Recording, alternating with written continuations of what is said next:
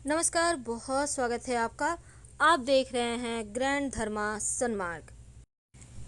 शिव पुराण के अनुसार भगवान श्री हरि विष्णु देव सैनी एकादशी के दिन सोने जाते हैं और इसीलिए पृथ्वी का कार्यभार भगवान शिव के पास होता है। तो सृष्टि का कार्यभार देखने के लिए सावन के महीने में भगवान शिव, माँ पार्वती, पुत्र कार्तिकेय और भगवान गणेश, नंदी जी और अपने सभी गणों के साथ कैलाश छोड़कर पृथ्वी पर आते हैं और शिवलिंग में निवास करते हैं। जैसा कि आपको पता है, शिवलिंग पूरा परिवार है। शिव परिवार होता है ना, पूरा परिवार है। शिवलिंग के जो जलहरी हैं, जो दोनों साइड किनारे होते हैं, वो दोनों पुत्र हैं।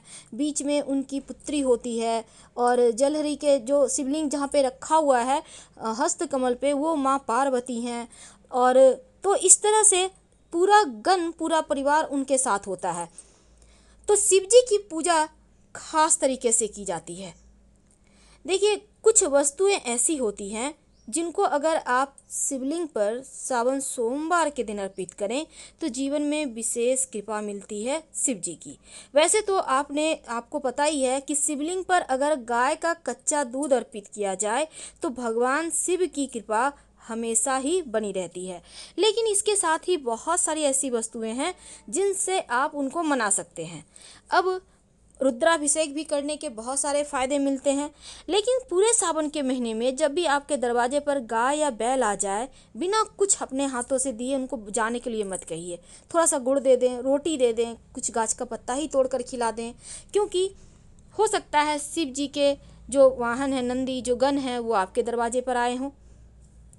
तो रुद्र का अभिषेक करने के लिए सभी देवों का भी अभिषेक करने का फल उसी क्षण मिल जाता है। इसीलिए लोग सावन में रुद्राभिषेक करते हैं, क्योंकि सृष्टि की समस्त कामनाएं पूर्ण करने की शक्ति है। इसलिए अपनी आवश्यकता अनुसार अलग अलग पदार्थों से अभिषेक करके आप अपनी इच्छा पूर्ति कर सकते हैं। जैसे कि अगर आप सावन का महीना है तो आप शिवालय तो जाएंगे, शिव जी का अभिषेक भी करेंगे। तो इसमें बहुत सारी ऐसी चीज़ें हैं कि आप अर्पित करेंगे। लेकिन जो भी चीज़ें अर्पित करेंगे उसके पहले एक खास बात, नमः शिवाय या फिर ओम साधो जातये नमः, ओम वाम देवताय नमः, ओम अघोराय नमः, ओम तत्पुरुषाय नमः, ओम ईशानाय नमः, ओम ह्रीं ह्रौं नमः शिवाय। तो ये मंत्र शिव के महामंत्र है। तो चलिए जानते हैं कैसे करेंगे उनकी पूजा। देखिए, शिव जी को सबसे पहले आप दूध से अभिषेक करें। पंचामृत भी बना के कर सकते हैं। और सबसे पहले तो उनको दूध से अभिषेक करें। दूध चढ़ाने से हमेशा ही आप पर कृपा रहती है। दही से अभिषेक करने से आपका शुक्र बेहतर होता है। नमः शिवाय जप करते रहिएगा। घी से अभिषेक करने से संतान की प्राप्ति होती है, वंश वृद्धि होता है, आपका स्वास्थ्य अच्छा रहता है। और गुड़ से अभिषेक करते हैं या किसी भी मीठी चीज़ से, आप ईख का रस भी इसमें ले सकते हैं।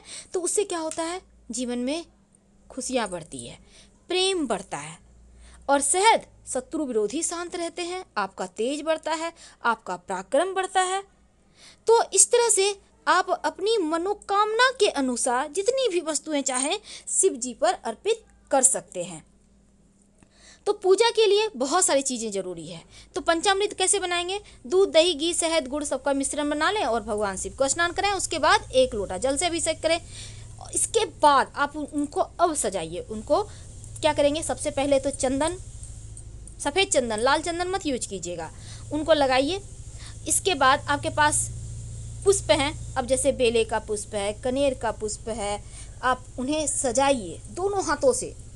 उसके बाद अगर आप केसर 2-4 पंखुड़ी भी शिवलिंग पर अर्पित कर दें तो वैवाहिक जीवन अच्छा होता है और वैवाहिक जीवन में जो भी परेशानियां हैं वो दूर होती है। या फिर विवाह नहीं हो पा रहा तो उत्तम जीवन साथी की प्राप्ति होती है। अगर कमल का पुष्प मिल जाए तो यकीन मानिए कुछ और अर्पित करने की आवश्यकता ही नहीं है। तो शिव जी को मनाने के बहुत ही सिंपल तरीके हैं, लेकिन आइए जानते हैं। देखिए, सबसे पहली बात, बेल का फल, बेल पत्र, कनेर का पुष्प, समी का पत्ता, धतूरा, चावल, पुष्प, पान, सुपारी, ये सभी चीज़ें ऐसी चीज़ें हैं जो आपको ज़रूर चढ़ाना है। एक एक करके चढ़ाइए। पहले तो आप जैसे स्नान कराया, पंचामृत स्नान, फिर जल से कराया, इसके बाद सब कुछ अर्पित कर दें। अगर आप चाहते हैं कि घर में सुख शांति हो, कलह कलेश ना हो, तो फिर आप शिव परिवार की ही पूजा करें। अलग अलग, जैसे शिव जी अलग हैं, पार्वती जी अलग, नहीं, ये शिव परिवार की पूजा करें। और सावन के महीने में जो श्रद्धापूर्वक भगवान को हमेशा ही याद करते रहें, नमः शिवाय का जप करते रहें। अगर आप शमी के पत्ते अर्पित करते हैं तो शनिदेव की कृपा भी आप पर बरसती है और जीवन में खुशियाँ आती है। वैसे तो अगर आपको आंवले का फल कहीं मिल जाए तो ज़रूर अर्पित कीजिएगा। और उनको अर्पित करने के बाद देखिए, पान और दक्षिणा, ये दो चीज़ बहुत ज़रूरी है। पूजा करने के बाद पान और दक्षिणा अर्पित करें और मौली धागा यानी वस्त्र के रूप में आप मौली धागा अर्पित कर दें शिव जी को। ये आपको उनसे जोड़े रखेगा।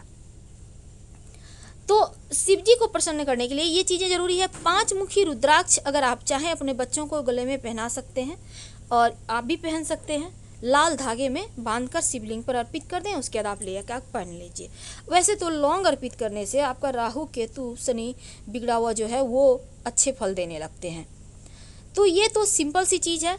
लेकिन चावल के एक भी दाना अगर आप पूरे सावन माह अर्पित कर दें शिव जी पर, तो आपको जीवन में कभी भी अन्न, धन, वस्त्र की कमी नहीं होगी।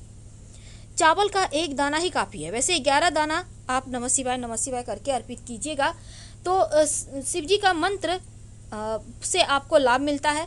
तो चलिए अब जानते हैं विशेष प्रयोग। देखिए, सबसे पहली बात तो अगर आपका जैसे पितृदोष होता है तब क्या करेंगे, 1 लोटा जल में कुसा घास तो आपको पता है ये दुर्वा घास है। दुर्वा घास तो आपको अर्पित करना ही है। इससे आपका बुद्ध भी बेहतर होता है, गणेश जी की कृपा मिलती है और शिव जी भी प्रसन्न होते हैं।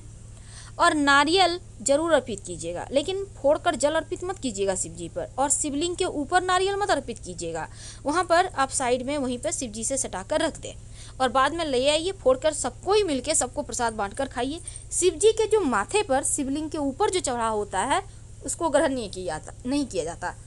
और जब आरती करेंगे पूजा करने के बाद तब कपूर जलाकर कीजिएगा आरती, क्योंकि कर्पूर गौरम करुणावतारम संसार सारम भुजगेंद्रहारम सदा वसंतम हृदयारविंदे भवम भवानी सहितम नमामि। तो इस तरह से आप उनको मनाएंगे। लेकिन आज हम आपको छोटे छोटे 2 प्रयोग बताएंगे। देखिए, पहली बात तो आपके घर में कोई हमेशा ही बीमार रहते हैं, जैसा कि कोरोना वायरस का वक्त है, अभी मौसम भी चेंज हो रहा है, तो आपके घर में अगर लोग हमेशा बीमार रहें तो एक छोटा सा काम कीजिएगा। आप क्या करेंगे, 1 लोटा पानी में अगर संभव हो तो रविवार के दिन ही रख दें या सावन में, पूरे सावन में किसी भी दिन कर सकते हैं। 1 लोटा पानी जो व्यक्ति बीमार हैं उनके सिरहाने 5 पीपल के पत्ते डालकर ढक कर रख दें। ठीक है, तांबा का लोटा हो तो ज़्यादा अच्छा, नहीं तो कोई भी लोटा ले लें, स्टील का भी चलेगा। और अगले दिन सुबह इसको उठाइए, जो व्यक्ति बीमार है उनके ऊपर से 3 बार उतार लें। उल्टा सीधा मायने नहीं रखता, कैसे भी आपको उतारना है उतार लें। अब ले जाकर शिव जी के माथे पर अर्पित कर दें। ये आपके घर का कोई भी व्यक्ति कर सकता है। तो ये सावन में आप कम से कम 3 दिन, 5 दिन, 11 दिन, आपके पास जितने दिन के आप कर सकते हैं कर लीजिएगा। स्वास्थ्य की मुश्किलें समाप्त हो जाएगी। तो अब हम जानेंगे कि संतान की प्राप्ति के लिए क्या करेंगे। संतान की प्राप्ति के लिए श्रावण के माह में एक छोटा सा प्रयोग किया जाता है। अगर आपका सब कुछ अच्छा है, डॉक्टर कह रहे हैं सब कुछ अच्छा है, लेकिन आप परेशान हैं, एक सिंपल सा प्रयोग कीजिए। वैसे तो जो श्री हरि विष्णु है ना, वो आपके कर्म के फल देते हैं। ब्रह्मा जी भाग्य का फल देते हैं, लेकिन शिव जी ऐसे देव हैं जो कर्म भाग्य नहीं देखते, आपका दिल देखते हैं, आपका मन देखते हैं, आपकी भावनाओं को देखते हैं और आपको फल दे देते हैं। इसीलिए शिव जी के शरण में आइए।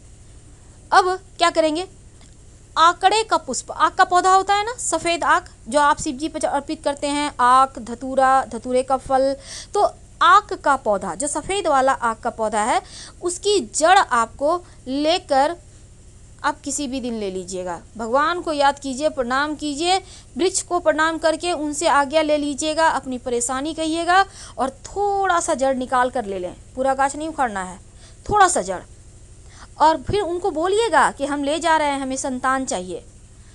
अब लाकर इसको धोकर अच्छे से स्वच्छ करके शिव जी पर अर्पित कर दें, शिवलिंग के ऊपर।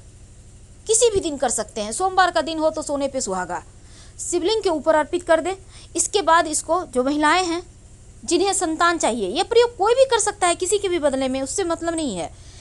बस ये है कि जिसको धारण करना है संतान, वो इस जड़ को सफ़ेद या लाल धागे में शिव जी का आशीर्वाद समझ के कमर में धारण कर ले।